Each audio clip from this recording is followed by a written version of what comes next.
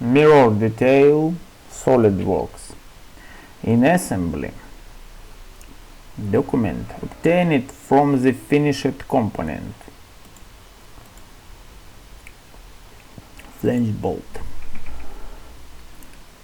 By activating the command on panel assembly,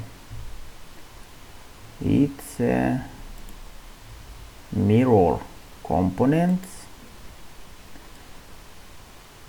and select mirror plane from the tree. It may be front, above or right. I select the front. Select the bolt or unselect.